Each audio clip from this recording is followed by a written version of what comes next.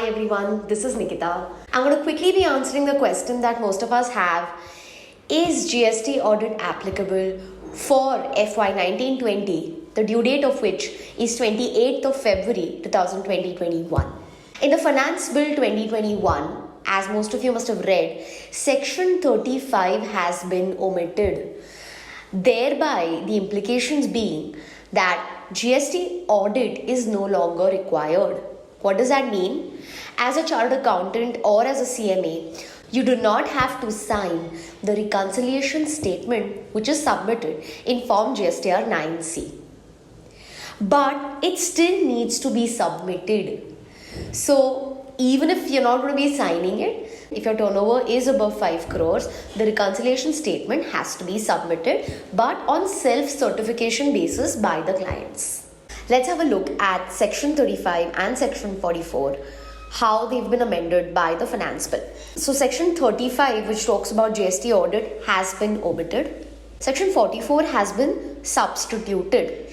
Section 44 talks about self-certification, and after it becomes notified, the annual return and the reconciliation statement will have to be submitted on a self-certification basis by the clients. So now the question comes, is this applicable for FY 1920?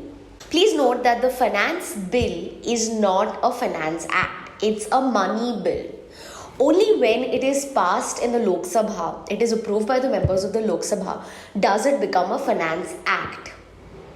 And after it becomes an act, clauses or particular sections of amendments are notified. So there'll be a notification under the GST law, thereby notifying that particular section of the Finance Act. Only then it actually becomes applicable. So this process generally might take a span of 6 months or a little more than that until it actually gets approved and notified. So for FY 1920, GST audit will still be applicable. We will still have to sign. I hope that clears most of the confusion that's going around. Also, I've seen people being really disheartened that GST audit is no longer applicable.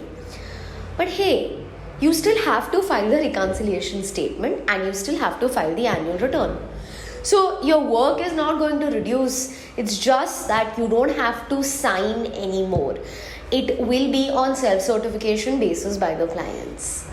So don't be disheartened. In fact, the risk has gotten reduced because CAs and CMAs don't have to sign these reconciliation statements anymore.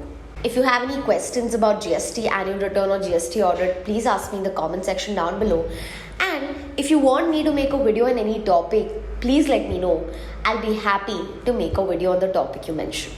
Don't forget to subscribe to my channel. I will keep posting good content. My name is Nikita and I'll see you guys in the next one.